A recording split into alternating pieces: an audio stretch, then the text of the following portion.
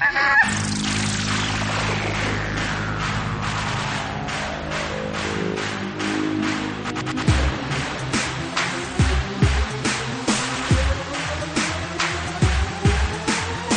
listening to Basically a Sports Show. Follow us on Twitter at Basically Sports. Subscribe to our podcast on iTunes. And download every episode and more at basicallyasportshow.com. Now here's your hosts, Zach, Greg, Mike. And you're listening to Basically a Sports Show. It takes you right to a FAQ section. The first FAQ, first frequently asked question is this a joke? And the answer is no. This is totally serious. You read it and you don't think that it is serious. Like, there's no way it can be.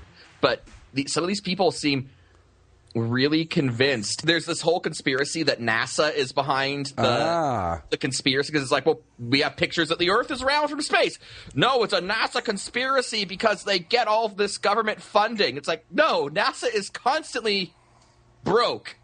So NASA not only faked 7 or 8 moon landings, including one that went bad and they had to bring everyone back after orbiting the moon, but now they're behind the whole hoax that the world is actually round. It's quite great. There's a thread there called Buzz Aldrin is brainwashed. And you know what's great about the Flat Earth Society? They have a podcast. Oh my God, really? It's only up to 4 episodes, but they have a podcast. This we've got to listen to. Like, how do you stretch I'm an idiot who believes the Earth is flat into... Is the moon just a big, round, flat circle in the sky? Is it basically like a coin instead of a sphere? According to them, the Earth is a flat plane. Okay. With the North Pole at the center, and what we call Antarctica... The North Pole's at the center. Yes. Of the plane. Of the plane, yes. And Antarctica is an ice wall that surrounds the plane and protects us from the ethers of the cosmos. So it's like the Game of Thrones wall. Yeah, exactly. And my whole thing, and you're hearing this on this recording, I was like, look, if there was a giant ice wall, someone would have found a way to turn it into a tourist attraction by now. Or somebody would have tried to climb it. Or, yeah, go over it, see what's on the other side. Hey, we have planes. Oh, planes can't fly over a giant ice wall. Someone asks, like, well, why don't people just go to the ice wall and climb it? And someone responded, NASA guards are preventing it. NASA's got, like, this paramilitary armed battalion to keep people away from the edge of the flat Earth. And it's great. It's great. Like, someone brings up, like, all these pictures that people have taken when they're up in planes and you see the curvature of the Earth when you're high enough. Right. What about that guy that jumped out of the balloon? They say that photographic evidence isn't conclusive, nor is it reliable. So what do they think happens if you go over the ice wall? They say that they're not sure what's at the other end of the ice wall. No one's climbed it. I predict that it's on the back of the cosmic turtle who's taking us through the cosmos. Oh, okay. That all makes perfect sense to me. I understand. I just wish I hadn't wasted $28 to go to the Kennedy Space Center a few years ago, since it was all a hoax. I like the Kennedy Space Center, actually. Have you been there? Yeah, I was there once, yes. It's awesome. But I'm a total NASA geek, so to me it was heaven. I thought it was the coolest thing I'd ever seen in my life. I got really into space travel stuff when I was like 13, 14. Yeah. And so, you know, when we were in Florida for a trip, I convinced my parents to take me to Kennedy Space Center. Well, when I was like 7, 8 years old, that's when we were doing the moon landings and all that. Mm-hmm. So, I mean, it really stuck with me. Was that the picture of the flat Earth? Yeah, that's what they say. This is how they say the Earth is structured. Wow, the oceans get a lot bigger that way, don't they? Yeah. One of the users there, one of the big flat Earth believers, one of their top posters, has the username Flatulence. I get it. So, Zach sounds frustrated. Well, no, because, like, okay. So, you know, the people that have taken boats around Antarctica, and they've tracked how many miles it is around Antarctica. They're all part of the government conspiracy, which is probably run by Jews. Probably? Come on. But what I'm saying is, if this were true, this would make the distance to travel around Antarctica, like, exponentially larger than it actually is. Yes. So have they factored that into their calculations? No. The tip was like, I mean, look at the way the map is spread out. So you're telling me that Cape Horn is now 3 times farther away from the Cape of Good Hope as it was before? Well, not as it was before, as it has always been. Yeah, exactly. Well, I mean... Uh-oh, wait a minute. Zach just took the Ice Bucket Challenge, folks. I did. How was it? Well, I mean, it was cold. Okay, well, what is this Ice Bucket Challenge? Cold and wet. It's something that was started, I think, by the University or Boston College, their ice hockey team, I think, to raise awareness for ALS, Lou Gehrig's disease. Right. So you're either supposed to take the challenge or donate money or both. It's just something that's become a viral sensation. What is it? You basically get a bucket of ice water dumped on you, right? Yeah, you get a bucket of ice water dumped on you, and you have 24 hours, and you challenge 3 or 4 other people. And if they don't do it within 24 hours, then they're supposed to donate the money. Or you can do both if you're a really nice person. I'm hoping you did both. I am a poor college student. Okay, well, you took the challenge. But you know what? Even though you didn't donate money, you have spread the cause. You have furthered the cause. Well, so that's good. Yeah. And at least I made a point to mention that it's for ALS. Because some people, I think, are just like, oh, yeah, it's an ice water thing. You bucket, you dump it on yourself, or you don't. Breaking news, gentlemen. Breaking news. The Cleveland Browns have fined Johnny Manziel. Fined him for being late to a meeting. Oh. Yes. I don't get this. Are they trying to get him to want to play somewhere else? I don't know. Is that the goal? I don't know. It sure seems like it sometimes. They're trying to make him act like a professional or whatever. When I think of the epitome of a well-run professional sports franchise, I think the Cleveland Browns. I just don't get the whole thing. As long as now, obviously he didn't show up on time, but as long as he shows up and plays well, really, does it really matter if he's out drinking and stuff on his off time? To me, I don't care. I mean, look. As far as I'm okay, I question the sanity of going to party with Justin Bieber. That's fair. But I think that was a one-time occurrence. But you know, I don't think it's enough to shun the man. Well, I just go back to Ken Stabler was a really good quarterback for the Oakland Raiders back when the Oakland Raiders were actually relevant, and he went out and partied all the time, and didn't seem to be a problem for him. That was a different era. Yeah, but if they had the 24-hour news cycle and Twitter and everything else, back then. Yeah, I mean, you didn't have NFL countdown back then where it's like, I'm not saying it's a thing, but it's a thing. Oh my God! Last week before that preseason game, the NFL. I would expect this out of Cleveland, but it was the NFL Network that had a running timer-like thing on their bottom line, countdown to Manziel. Oh God! And it was just like, man, I honest to God, and I can't believe I'm about to say this, but I think the reaction to Johnny Manziel was calmer in Cleveland than it was throughout the rest of the sports community. Well, it didn't seem like as big a deal here as they were making it out to be. I got to think that if you're a Cleveland Browns fan, then you're probably so jaded when it comes to new quarterbacks that until they actually do anything worthwhile, it's all just scar tissue. That's a good point. And the way they're handling it, he's not going to start. No. There's no way he starts the season as the starter. No. Maybe by week 6 or something, whenever the Browns are officially out of contention. Well, that would be halftime of game 1, but I see what you're saying. That division's pretty awful. It really is pretty bad. I was listening to Dan Patrick today, and he's saying that he's all in. If the Browns go with Manziel, they'll make the playoffs. I don't know about that. Ugh. But I watched him. I watched the game last week, and he really didn't do anything remarkable. He wasn't bad, but he wasn't measurably better than Brian Hoyer. It was just kind of like they both sucked, mostly. Well, I mean, at the same token, I think preseason games on the whole are pretty unremarkable. Right, yeah. He did have one nice run, which was pretty cool, and It was nice to see that he could do that. But overall, I don't know that Hoyer played well in the 3 games he played last year, but really, at the end of the day, I don't know that you're really that much better off with either one of them at this point in Manziel's career anyway. Now, he may turn out to be great, but I think you owe it to Hoyer to see what he can do. I agree.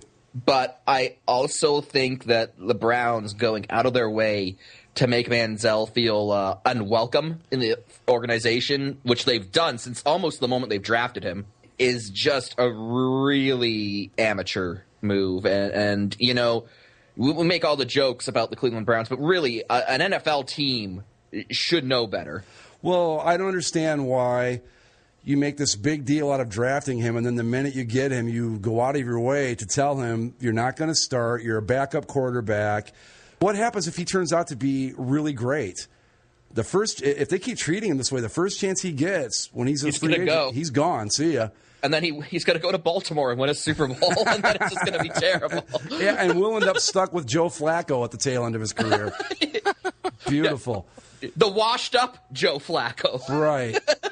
Hey, the elitely washed-up Joe Flacco. He's going to age very well. As far as washed-up quarterbacks go, he's one of the elite ones.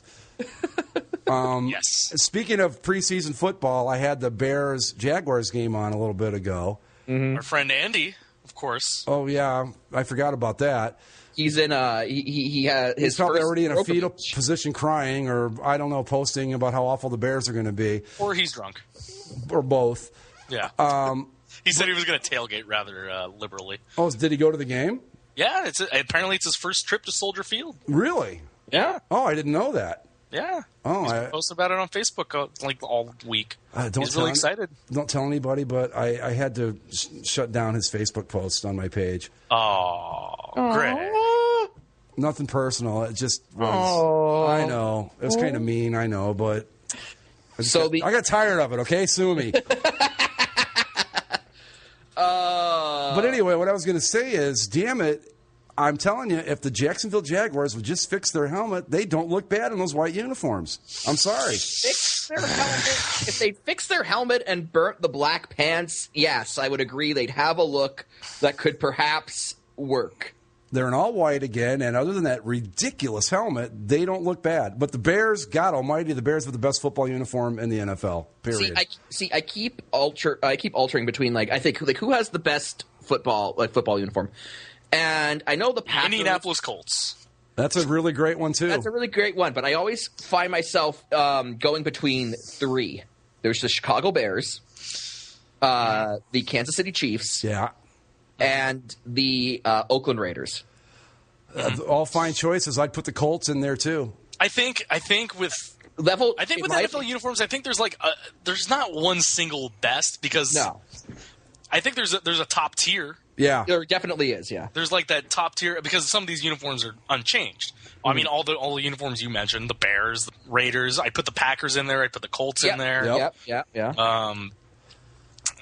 I want to say the Browns. Maybe? I would put the Browns in there. I would. And I mean, before whatever catastrophe falls them next year. Enjoy this season, Greg. Well, you know what? I was thinking about this today. Funny that you bring that up. I was thinking about this today, and I thought, I was somewhere and I saw a Browns jersey or something, and I thought about it. I went, they're going to come out with these new uniforms next year, and it's going to probably be a disaster. But man, all the old stuff's going to be so cheap. I can just fill up on it. So that's true. There's a bright side to this, believe it or not. That is true. Now, there's also I believe on the boards people were discussing potential Nike-isms that could come out when the Browns' new uniforms are revealed. Oh no! And someone said that they'd add silver highlights, right? And then they justify it by making reference to the Rust Belt. The silver highlights reflect the rust being scraped off. No, the silver highlights reflect the Super Bowl tradition of the Cleveland Browns. Oh. Oh no! Oh, oops. Sorry. I still can't get over the fact that Nike in their Missouri and both their Missouri and Illinois uniform unveils at the NCAA level copy and pasted a tagline. Numbers are infused with speed. I believe it. I contend to this day, and I will continue to contend this. Nike is pulling off the greatest practical joke of all time. They know this stuff's garbage. They know it's awful. But there's no way that, professional designers who have a love for their craft, Phil Knight just no longer gave a shit and decided to see how much bullshit he could peddle. Exactly. They sit in a room and they say things like, what can we do to make this look really stupid? And the worse it gets, and they just keep going. And so far, people are just eating it up. Here's the thing, guys, though. As bad as Nike is, Adidas trying to be Nike is 100 times worse. Yeah. That's the beauty of the trick, though, see? They've gotten Adidas and Under Armour and anybody Russell. else and Russell to fall into their trap. It's great. See, Yeah, the Flat Earth Society's got nothing on me, guys. I'm telling Greg, you. this is something that I'll bring up when we talk college football, but oh my goodness. Did you see the new Kansas alternate? No, I heard about it, though. I haven't seen this. Oh, Is I this heard the college about football it. thread? Oh, here you are. Let's see. Gentlemen. What the? Yeah. Oh. Anybody want to take a stab at what the Jayhawk on the helmet looks like before I tell you what it looks like? A banana? It looks like, have you ever seen the Flintstones? Yes. The bird that does the whistle when he gets off work? That's it. It's a living. Wow. Yeah, I'm trying to see if I can find. Okay. Now, I can't tell. Maybe There's another angle here somewhere. Maybe this is just bad lighting, but is that Jayhawks ward mark across the front, red on red? That's what I was wondering, too. Where? I think it there might was just be another angle of it. bad lighting. It looks like somebody really jacked up the red in that picture, Mike. Like they did the adjustment thing and really cranked it up. That is just terrible. Like, wow. No, okay, look at the Kansas City Jayhawks logo. That is the epitome of an old-timey university, mascot. Right. This is not a team that should be going super futuristic modern. But back to my conspiracy theory, Nike is in their boardroom right now laughing their asses off to them. Look what we got Adidas to do. Look at this. This is great. Wow, that is pretty bad. Hold on. It's not even. You have to see the other angles of it. I'm Really actually... truly appreciate Oh. what's going on here. All right. Oh, no. And Just isn't tell blue me. their primary color normally? So they've. Yes. Yeah. Tell me there aren't people defending this. Oh, I'm sure there are. Absolutely. I know that there's one person on our very own boards that is defending it like his life depends on it, and we all know who I'm talking about. Here's some other angles of the Jayhawk. Oh boy. Yeah, you get chrome lettering across the front, the shiny numbers. Inside the numbers, there's tiny little KUs. Why? About it. Why? Why not? What's the point? That is the point, Mike. No one's going to see it. Well, I guess you could say this. No one's going to say they look like a direct ripoff of the Giants anymore. At least they looked good. You see Boise State's new helmet, too? No. Oh, no. Boise State has no shame. Oh, we're ramping it up here, folks. Okay. This is good. Okay, let's see what we got here. Wait a minute. Why? Is that what the hell is it supposed to look like?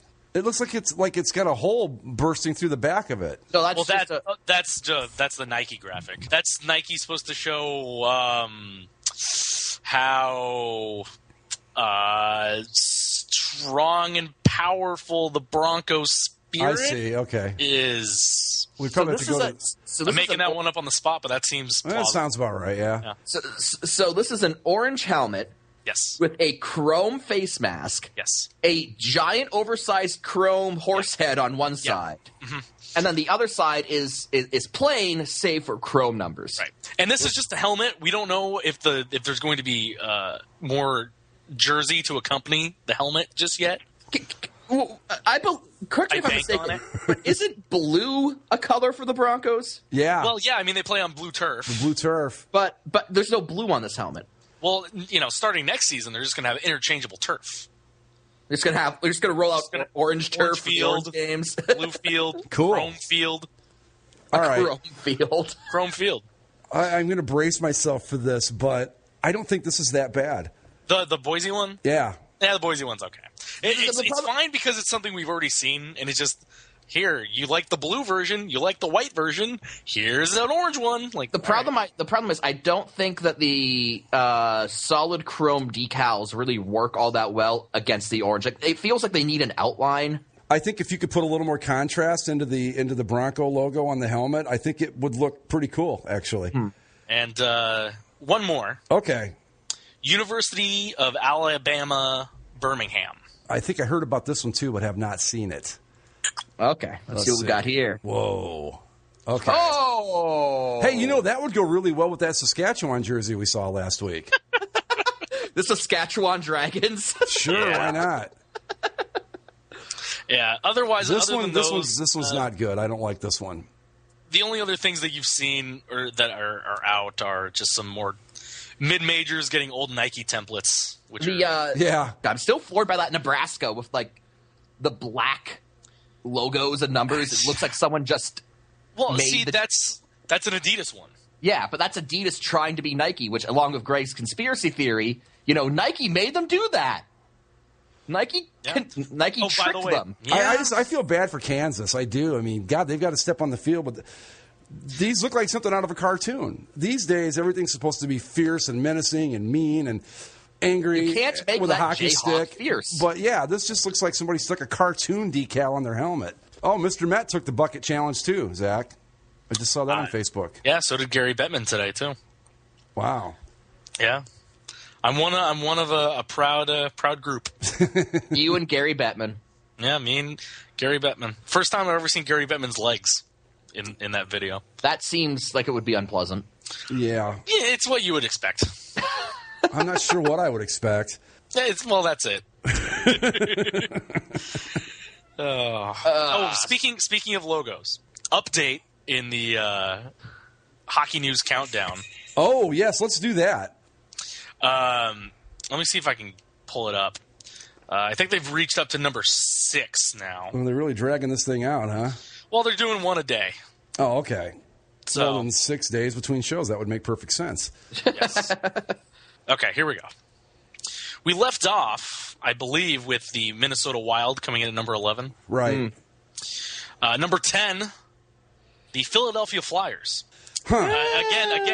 Again, they're contradicting themselves with the very first line. The old adage, if it ain't broke, don't fix it, applies to the black and orange logo used by the Philadelphia Flyers since their inception. But they bashed the Rangers for not changing theirs. And the Canadiens. Yep. Coming in at number 9, it's funny because I remember when we were talking about it last week. Well, number 9 is the Anaheim Ducks. Mm-hmm. And we mentioned last week when we talked about it, we're like, how did it get up there? Why would they say that? Mm-hmm. And the funny thing is, when you read the thing, they're like, somehow the Anaheim Ducks ended up in the top 10. Actually, somehow they didn't end up in the bottom 5. The idea behind these rankings was to look at each one for the first time, not taking into consideration how long it's been in use. This list is supposed to be all about the aesthetics. But each time I look at this one again for the first time, I still see a duck-footed D with boring colors. In our group, though, the logo got enough support to land in the top 10. So basically they're like, yeah, we were just looking through the logos and we were naming off all these ones, and we got down to this point. It's like, oh, the Ducks So basically the Ducks got there because they just kept forgetting to rank them lower is what it sounds like. I guess. Wow. Well, I can't agree with that. I think even Mike admitted last week that the old Mighty Ducks thing was much better. I admitted that the old look was better. I still maintain that Anaheim Ducks is a superior name. All of you guys fight that out.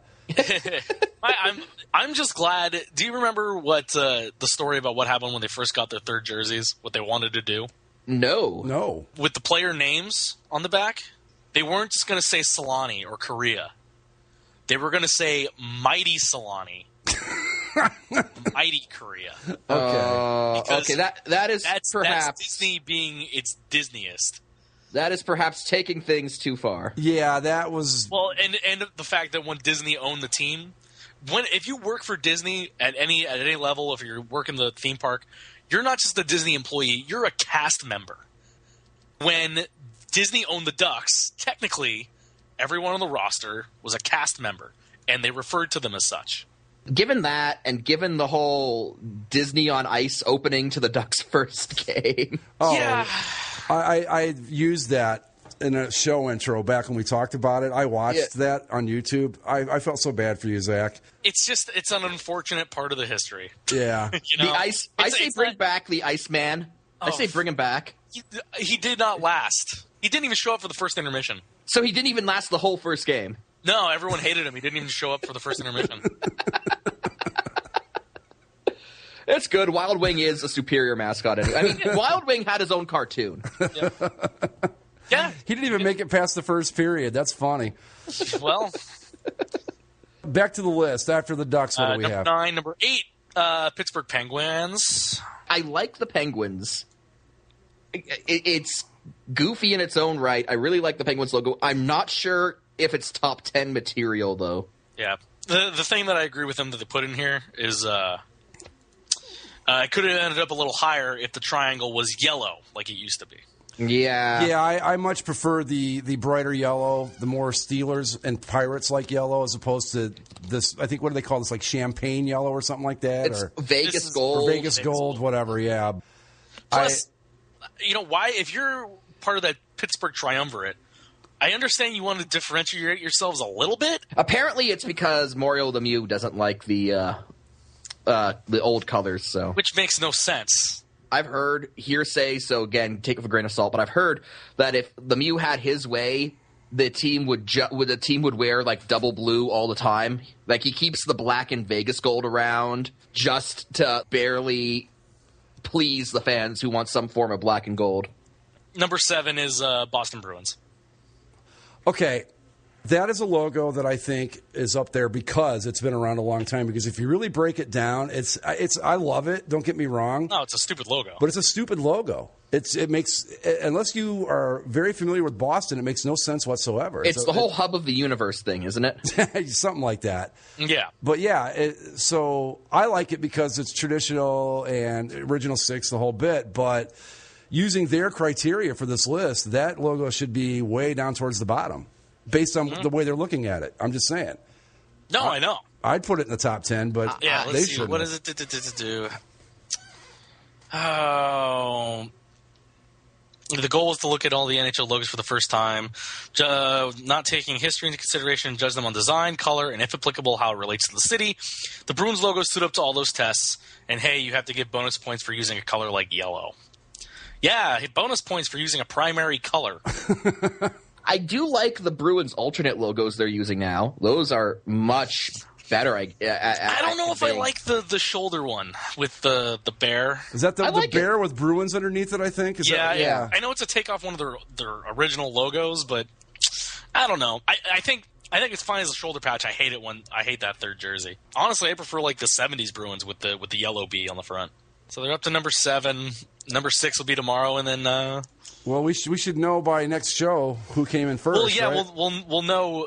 They'll have the top 4 by that point, and then once you get to number 2, you can pretty well establish. Well, who could be number 1? Well, who's left at this point? Who is left? The Coyotes, the Sabres. Okay. All right, yeah. Blackhawks. Okay. That's going to be number 1. Stars and Red Wings. Nah, okay, it's either going to be the Red Wings or what the about Blackhawks. the Blues? Yeah, the Blues. Have they been and the yet? Blues. Yeah, sorry. I was thinking we only had 5, 6, so the Blues too. Yes. Of those, the top 3 has to be Chicago, Detroit, St. Louis. Do you put Dallas at 6? I think Dallas is going to be 6. Phoenix has to be at 6. Dallas and Phoenix are 6 and 5. Yeah.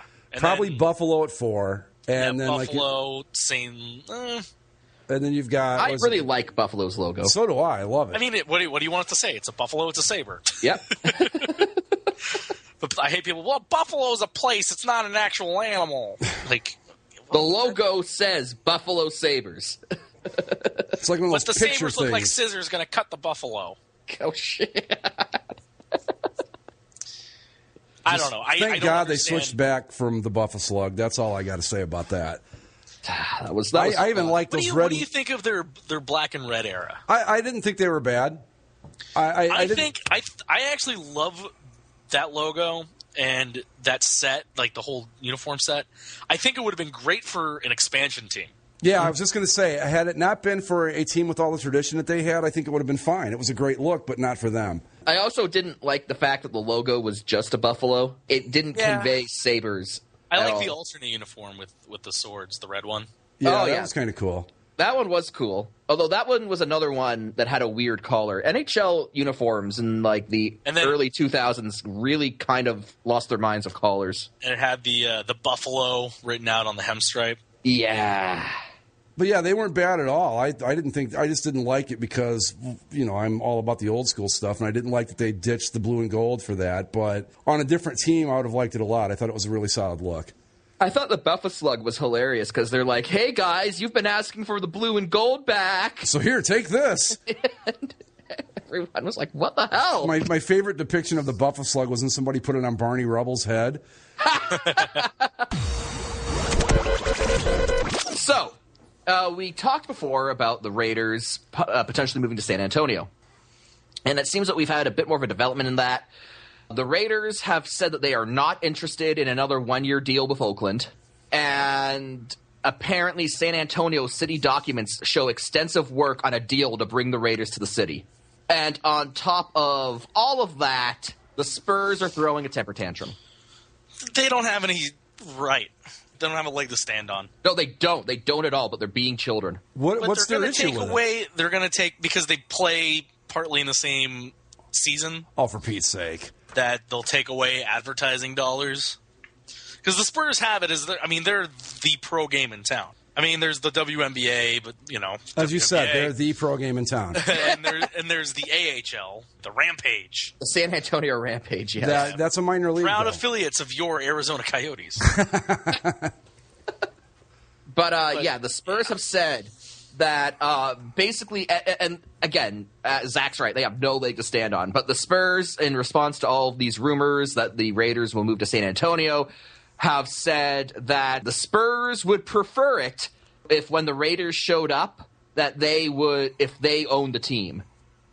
If the Spurs own the Raiders. Yeah, they're basically saying that, we would prefer it if the team moved, that we be the owners. So Mark Davis better sell them to us. Do they really think that there's a chance in hell that's going to happen? That's just delusional. The part that really made me kind of go, like, F you, Spurs, was when they said that having control of the team would allow them to foster an atmosphere more in line with the Spurs.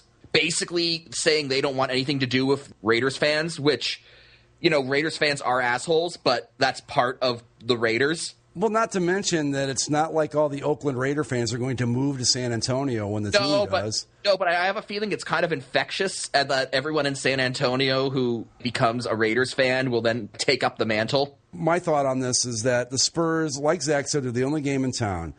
They've won, 5 NBA championships now? Are they really that threatened? Now, granted, it's the NFL. I understand that, but are they really that threatened by a 2-14 football team moving to their city? No, come on, come on. Even if the Raiders became like a Super Bowl champion, would they really take over San Antonio? Probably not from the Spurs. No, but unless the Spurs go in the tank once Duncan and all those guys leave. Here's the douchey part. What we've got here. So there's this chap. I'm trying to find his full name. He's basically a shareholder for the in Spurs Sports and Entertainment, the company that owns the San Antonio Spurs. His last name is Amato, Charlie Amato. Okay.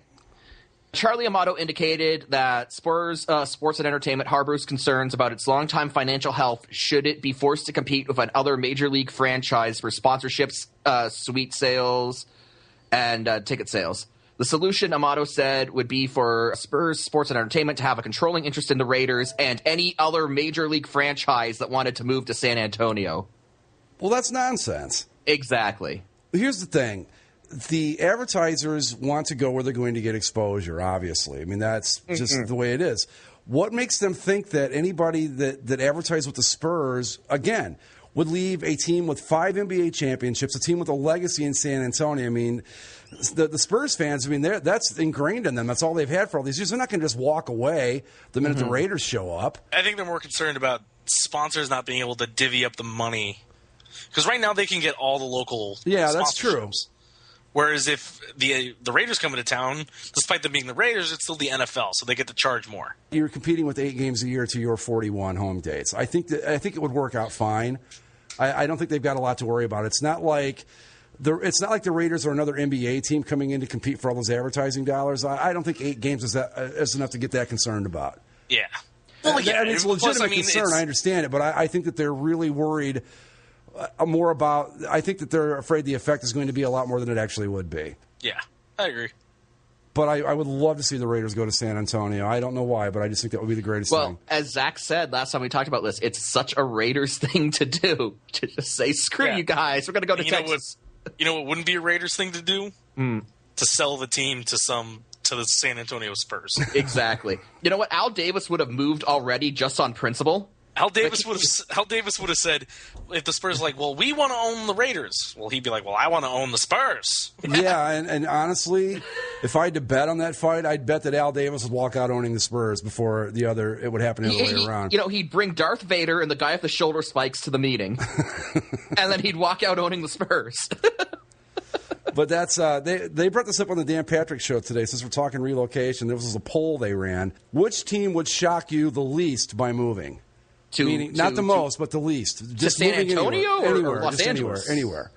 Of the five that always get bandied about, which I think are Jacksonville, Minnesota, the Raiders, Rams, and Chargers, which one would shock you the least by moving? Rams, honestly, because if you're thinking about it rationally, the Chargers should be the one to move because they put up this whole stink about how another team in LA would hurt them, and you think, well, if that's the case, then you move, but they haven't for whatever reason. But I see the Rams, and I see a team that's won an arbitration case against the city of St. Louis, a team that is under no obligation to remain in St. Louis after this season. And a team with an outdated stadium, a city that really can't afford to build them a new one, and an owner who has a stadium-sized plot of land in L.A. And I see all of that, and I say, if the Rams move to L.A., that would probably just be inevitable. Yeah, I would say the Raiders are probably up there too, though. Because, I think they have every single quality that you just mentioned except for the plot of land. And they have the like you said, they don't want to go the 1 year. They don't want 1 year deals anymore. And Oakland's not going to pay for a stadium for them. No. The state of California is not going to do it. God, the Raiders aren't going to do it. So, they don't have that plot of land, but they do have the Alamo Dome, which, while nothing special, I have to think is suitable as a short-term plan as they work out a new stadium in San Antonio. Yeah, the Saints played there in after Katrina, was that in 2005? They played their home games there. So, it's doable. They have a college bowl game there every year. Again, it wouldn't be ideal, but it would certainly work out. They host games every week with UTSA. They have their football games there. Yeah.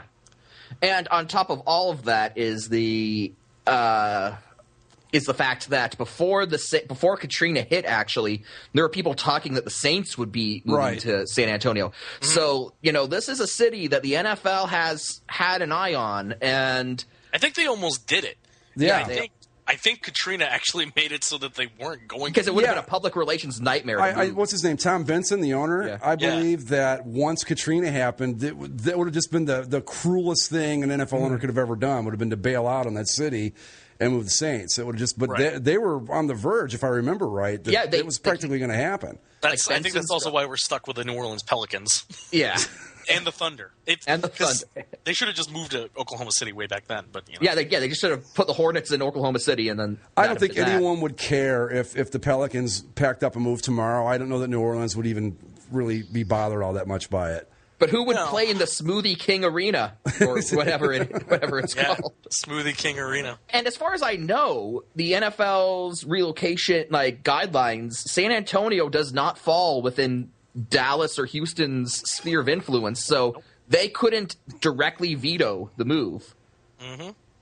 And the Raiders have already won a suit basically saying we can move whenever we want, wherever we want. So I thought Minnesota had a stadium deal in place. They do. So we talked about it, the bird killing stadium. Yeah. So I don't understand why they're still in the conversation for possibly moving. I don't know. I think that's just kind of. I think someone perhaps didn't do their research or maybe pulled up an article from maybe a year back before the stadium deal was finalized. I remember when after the Browns left, there was talk that the Vikings were going to move here, and I'm like, I don't want the Vikings. I don't want somebody else's team. But you didn't want Dante Culpepper? No, I didn't want any of it. The Cleveland Vikings. No, they were going to change them back to the Browns. They would have. Oh, that would have been so stupid. Yeah, that would have been so stupid. And then they said that Jacksonville was like London or nothing. I don't know, but I just thought London is so not happening. I know it would be the dumbest thing that the NFL could possibly do. But one more football note before we move on: did anybody catch Fourth and Loud, the TV show about the official team of basically a sports show, the LA Kids? No, I did not. It was. Did you? It was. I watched it. It was. This is surprising. How similar was it to Family Jewels? Because I seen a few episodes of that. Not at all. Oh, okay. Really?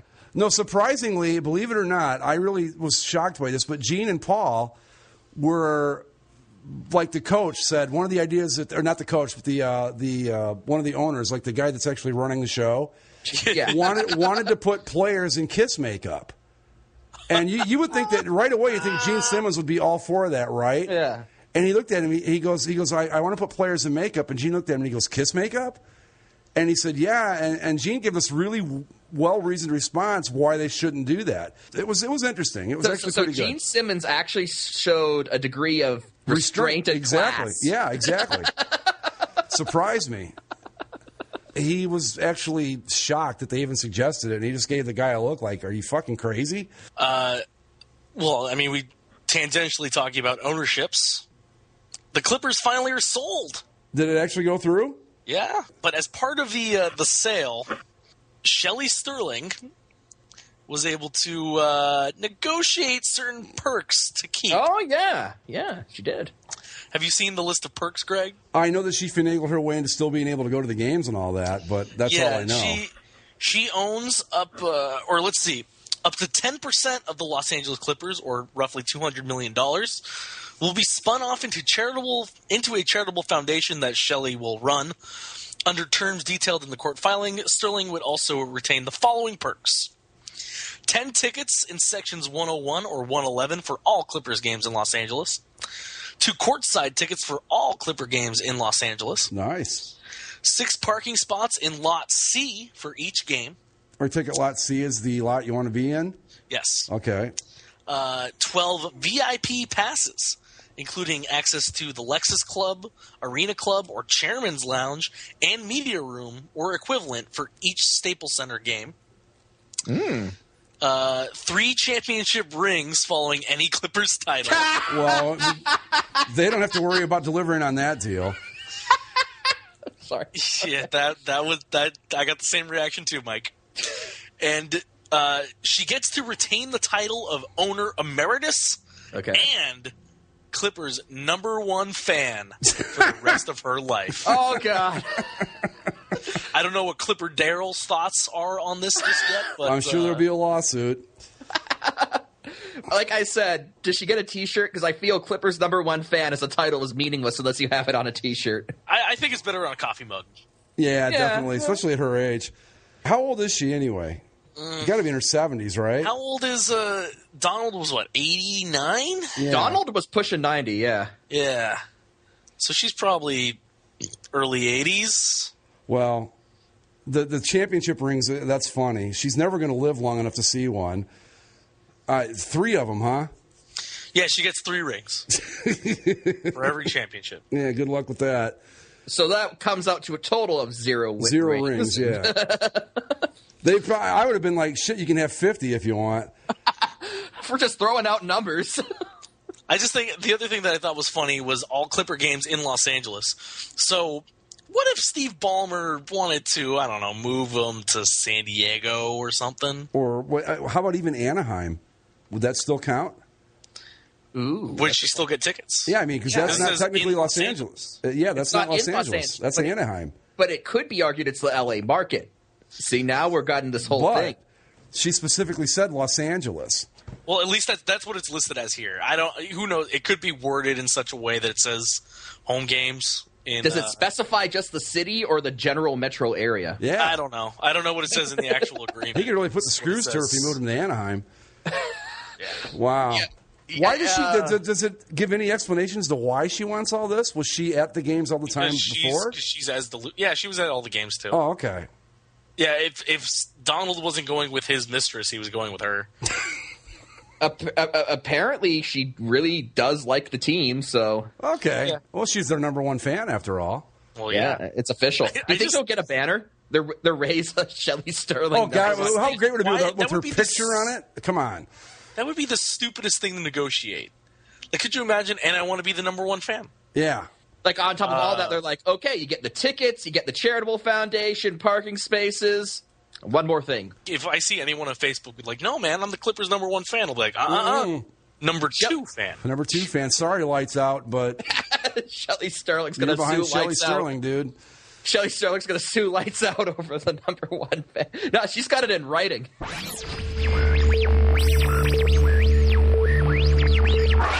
if anyone is interested, the Jacksonville Jaguars are beating Chicago 19-7. Keep an eye on Andy's tweets. Hot preseason action. Andy's first trip to Soldier Field, not going so hot right now. I wonder if Jay Cutler's throwing any interceptions. Probably. Oh, I like Jay Cutler.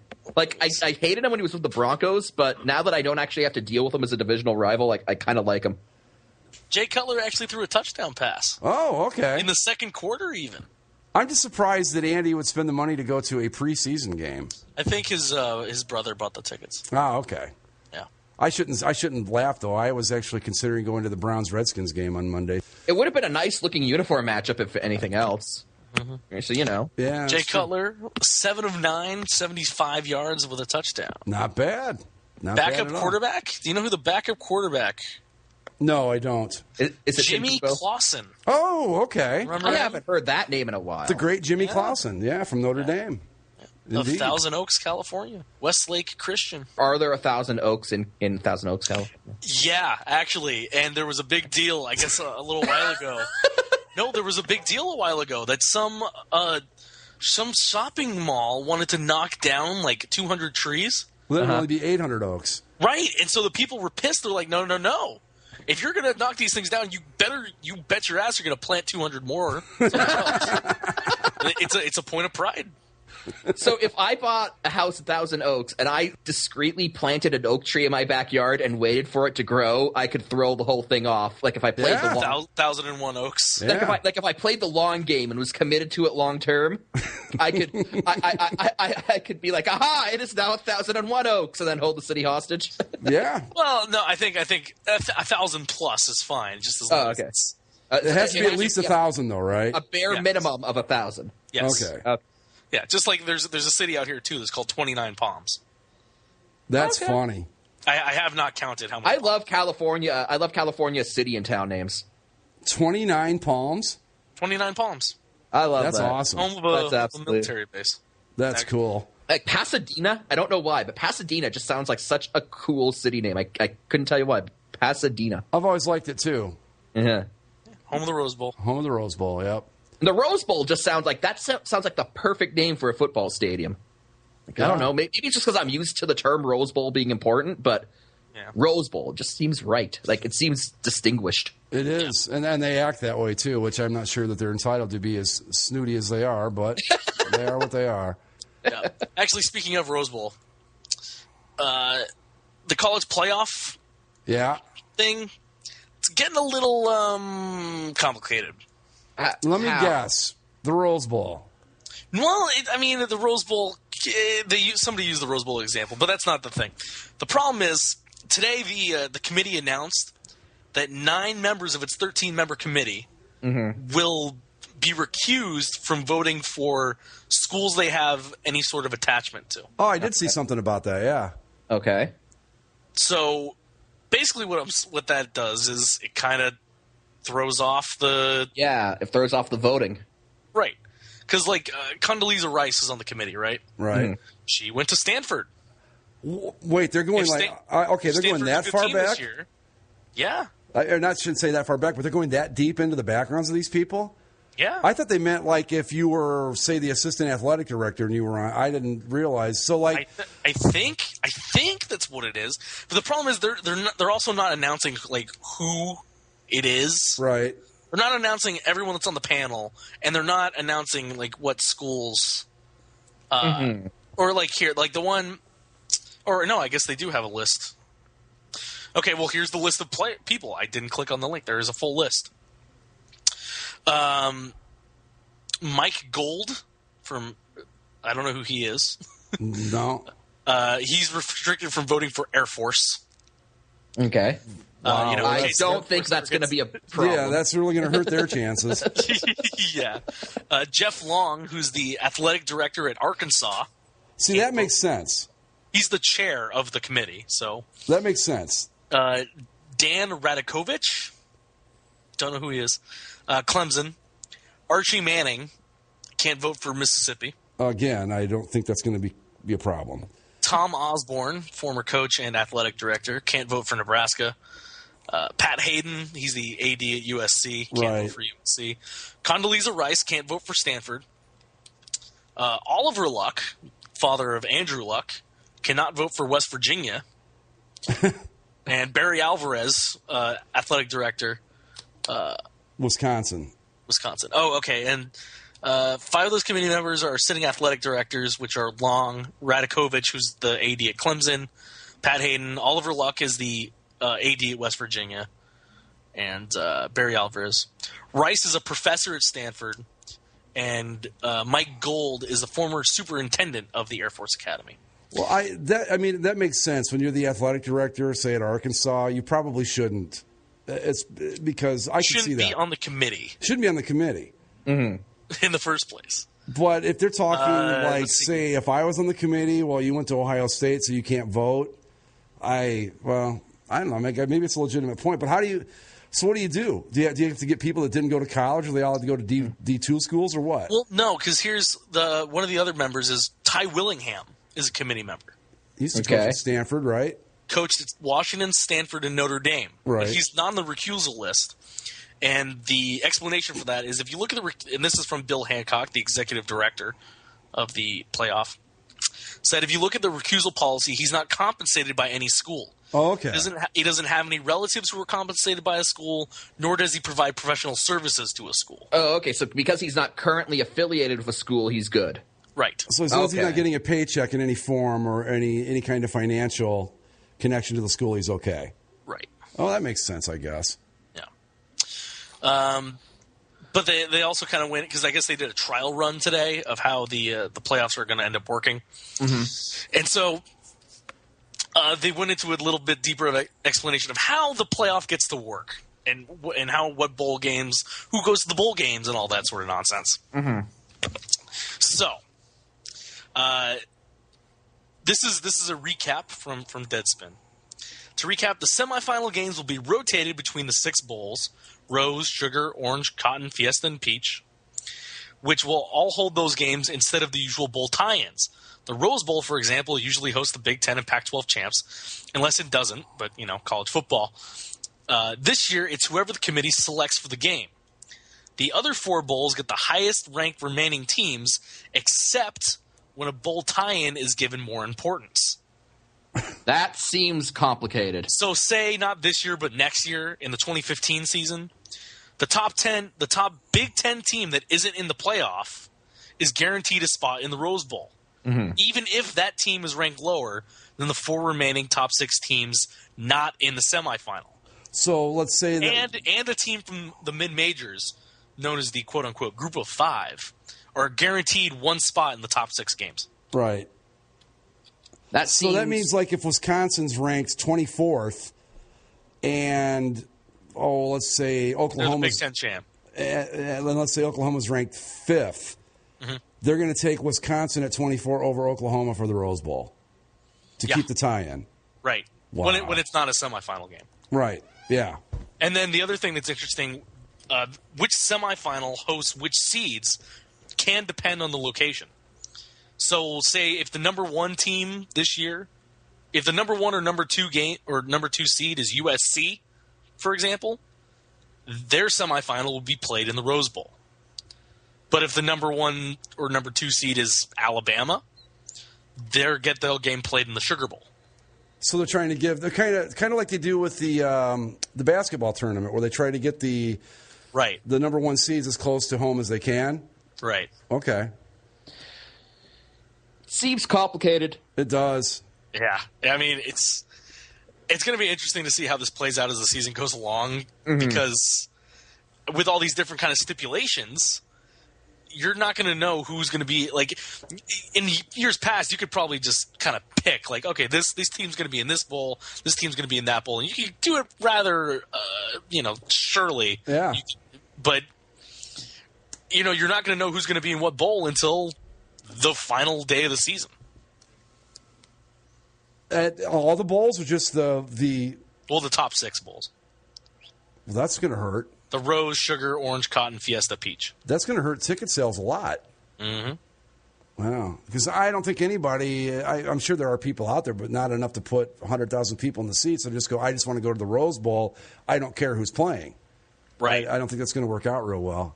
Well, hopefully they'll get it straightened out. But I think what's going to really be fun is the debate that's going to happen when team number 5, 6, 7, whatever in the rankings doesn't get in. It's not going to solve one of the problems that we've had all along, which is the debate at the end of the year on who deserves to be there. Mm-hmm. All of a sudden, it's moved from 1 and 2 down to 5, 4 and 5 now. Right, but I think it'll be the argument that I side with when it comes to that is it's still better. Right, I'd rather not leave out the best teams. Right. And not have to, like, you could have two teams that don't deserve it playing in a 1 versus 2. But if the larger you make the field, the more deserving a champion you're probably going to get. That's what I was going to say. How long? I don't think we go 2 years with this before they move it to 8 teams. I think 8's too much. Do you? Yeah. I think 8's the perfect amount. I think that when you're looking at the top 10, but that's three rounds of playoffs, right? I guess it'd be 3 rounds if you went up to 6. Yeah, right. Yeah. I don't know. I just think 8. But you're still going to have the debate between 8 and 9. No matter. I mean, you could make it 35 or 36 teams, and you're still going to have arguments over 37. But I mean, so the only way to make everyone happy is just do an NCAA basketball style tournament for football. Why even play the regular season? Just start at the beginning. Which, as we've discussed, is pointless because in college football, the number 66 going up against number 1 is going to be a bloodbath. Yeah, people are just going to get hurt. That's what's going to happen in that. But I do, though. I think they'll expand it to 8 pretty quickly. Maybe not within 2 years, but within 5, they're going to move it to 8. Just because, first off, it's going to make a lot of money, and they're going to want to get more of that money, so they'll move it to 8. And I think that 8's the right number for this. Well, hopefully when they make it to 8 and they get that extra money, they can afford a new trophy. Yeah. I like the big beer tap. I like it because it's not the glass football, but at the same time, I also don't like how there's no real, non-awkward way to pose with it. Yeah, this is Brent Musburger looking live at Cowboy Stadium in Dallas. Tonight they're playing for the big beer tap. Not Brent Musburger. Oh, that's right. Brent Musburger is only the lead guy for the SEC network. This is true. It's going to be Chris Fowler. Is Tim Tebow still working for the SEC network? As far as I know. Probably. Yeah. Which is ESPN run, so now we've got Tim Tebow actually working for ESPN. Yeah. Well, it was bound to happen. Well, he's not didn't get a backup job anywhere. No. Which, funnily enough, happened to Brady Quinn. Yeah. He was hired by Fox Sports to be a studio host on Fox Sports Live, and then he was gonna do some color for the regular NFL broadcasts. Mm-hmm. And then 4 days later, he got signed by the Dolphins. Good for him. Yeah. So. Are you telling me that there isn't a better guy out there than Brady Quinn to sign as a backup quarterback? Hey, Jimmy Clausen got work with the Bears. That's true. God, Brady Quinn. See, that's what I'm worried about with Johnny Manziel. He's going to be the next Brady Quinn. He doesn't have the biceps. That is true. That is true.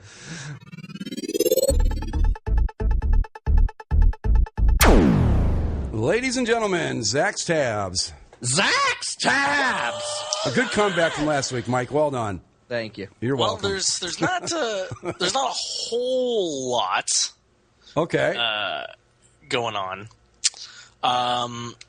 Let's see, Mike. Your Maple Leafs. Uh-oh. Okay. Woohoo! They're going to build a statue. Oh, to who? Wendell Clark. Tell me it's Wendell Clark. Actually, they have a very interesting idea. I'm going to send you a link to the to what the thing is going to look like, and then an article about it. What they're going to do is, instead of building just a statue here, a statue there, they're going to build a granite bench, like a hockey bench. Okay. And they're going to show different depictions of different players in their history, either sitting on the bench, coming over the bench, celebrating on the bench, and they're going to do it. They're going to add on to it slowly. So they're going to add 3 at the beginning. The first one is going to be Teeter Kennedy. Okay. Or I guess Ted Kennedy is his. Yes. As he's more. So he played hockey before he went to the Senate. That's cool. Yeah. Right.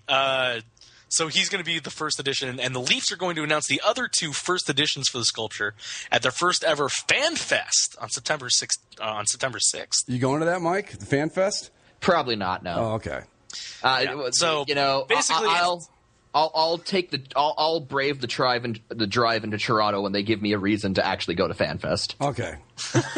So, instead of just putting individual statues all around like some people are doing, or God, like the Kings and the Lakers, oh my God, they're adding 2 more statues, or they're adding Luc Robitaille next year to the statue plaza out in front of Staples Center. Who are the Lakers? Running out of room. Are the Lakers adding somebody? No. Oh, okay. The Kings. Okay. But what do you think of this statues coming over the bench idea? I think the goalie looks like he's floating in space. I think it's a novel idea. I like it for teams like the Maple Leafs. This was kind of a problem that manifested itself on the Kramer boards when in that one thread, like name like the face of your franchise, and then you get to some of these older teams like Toronto, and you're like, well, there have been a lot of different eras of Leafs hockey. Sure. And there have been players who have personified certain eras, but trying to come down to like one guy. And I guess a statue plaza like the Kings is one way to do it, but I like this too. I like the idea of this too. I think it's a good solution to the problem of really not having a single guy to immortalize. You've got an entire history, almost 100 years worth of great players, and this is a good way to kind of get them all in one spot. I like the caption with the picture. It says, "New Maple Leaf statue doesn't depict players trying to flee the team." Yeah.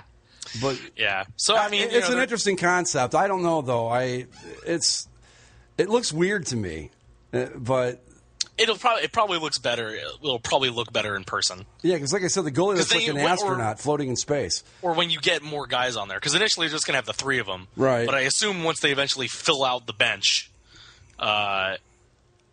it'll look kind of neat to have like different eras of the Maple Leafs all sitting on the same bench. That'll be cool. Mike, okay, not for the entire history of the franchise, obviously, but to you and your time as a Leafs fan, who was your face of the franchise for that team? Brian Burke. No. Honestly, Curtis Joseph. That's actually not a bad. That actually wouldn't be a bad thing because being a goalie, growing up as a Leafs fan, I adored Curtis Joseph. But I'd say whatever the name of the polar bear is. What is that guy's name? It's like Clement, I think. I don't know. It's something stupid. It's something weird. Why the Maple Leafs have a polar bear as their mascot? I don't know. Yeah, it's Canada, snow. Yeah, but I'd say honestly, Matt Sundin.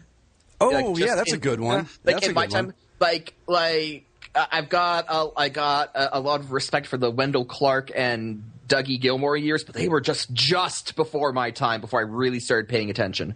So, as long as I've been actively following them, I'd say it's Matt Sundin. Honorable mention goes to someone I don't think either of you would guess, Darcy Tucker. Darcy Tucker, yeah, I remember. Yeah. I remember, but no love for Ty Domi, huh? Ty Domi was fine, I guess. I'm just kidding. Yeah. No, Darcy Tucker, God damn it, come playoff time when the Leafs were still regularly making the playoffs. Darcy Tucker, he played with a passion, man. He just went all out. Cool. But in terms of like the guy to personify the era of Leafs hockey, when I really started paying attention, it's got to be Matt Sundin. And that's kind of a shame because he kind of left the team on not great terms. Yeah. But, he was the guy for the longest time. Cool. Surprising first ballot Hall of Famer, Matt Sundin. Yeah. Was it? You think he shouldn't have been a first ballot Hall of Famer? Is that what you're saying? I think he's Hall of Fame worthy, but first ballot was shocking. First ballot was. Oh, I just okay. It's just because it was partly because he was a good Maple Leaf. Yeah. Well, you see, and again, I don't know how he compares to this, but you see that with Yankee players that make the Hall of Fame because they were like Phil Rizzuto, who was to me still the Mendoza line of the Hall of Fame, but guys like that if he had played for, say, the Cincinnati Reds his entire career, he wouldn't be sniffing the Hall of Fame. But I don't think Sundin's in that category, but I understand what you're saying. All right, what's next? The Kansas City Royals. Yes, sir. Back in first place. one of us, I think, said that this is going to be the year they finally broke through, and then I gave up on them when we did our because they got our All-Star break earlier in the year. Yeah. And then they had like an 8-game slump, and then they went like 7 games down. And now the same things happened where Detroit went back in a slump, and now they're on the rise, and now they're a half game in front. I want to say that they're 9-1 in their last 10, but I want to say they're like 18 out of their last 21 games they've won. Mm-hmm. That's incredible. They're like the Dodgers were, was it last year or the year before, when they just got on that really incredible hot streak. Yep, they did the Angels a solid today by beating Oakland. Yeah. So Angels 2 games out. Yeah, and the Baltimore Orioles. Look at them running away from your Toronto Blue Jays, Mike. I know. Yeah, well, that's okay. Yeah, but Toronto's what? They're 2 games out of the wild card? Yeah. 3.5? Not sure. I'm sure 3.5 games out of the wild card. You're still alive. Yeah, still kicking. Yeah. Sure. There's a lot of talent between you and that next wild card spot. And the other thing in baseball, the All-Star Game logo for next year came out. Oh, did it? Did it? Yeah. Where's it at? Is it Cincinnati next year? Cincinnati. Anyway, the thing to come out of it, though, is prominently featured in the logo is a silhouette of Mr. Red. You know, the guy with the big mustache and the hat, the pillbox hat. Mm-hmm. So speculation has come around that because of how prominently the hat is featured on the logo, that the special All-Star Game logo or special All-Star Game hats next year will be pillbox style hats with 2 stripes around. Oh, God. It's just a speculation, you know, just based on the logo. There's nothing official one way or the other, but I hope pillboxes. not. Pillbox caps. I hope not. They've always looked dorky to me. Yeah. It'll probably happen because that's just the way it goes with me in uniforms these days. I hate everything. Well, and the last thing I want to mention. This Saturday, ladies and gentlemen, kicks off the Barclays Premier League season 2014. Manchester United kicks off the action at 7:45 a.m. Eastern. Well, I'll be up for that. Where are they playing? Swansea? Yes, actually. I heard this on TV. I don't remember where, but I heard that. That's the matchup. You're absolutely right. Manchester United takes on Swansea in the kickoff game for the English. Now, when you say action, that's in quotation marks. Okay, I will have you know. All right. And on that note, follow us on Twitter at Basically Sports, where we tweet absolutely nothing, but we do tell you when the show is ready, so I guess there's that. You can email us at basicallyasportshow@gmail.com. Go to the website, basicallyasportshow.com. Listen to us on iTunes, Stitcher, Spreaker, and you can even download the MP3. With that, we're going to call it a night. We will see you all next time right here on Basically a Sports Show. See ya.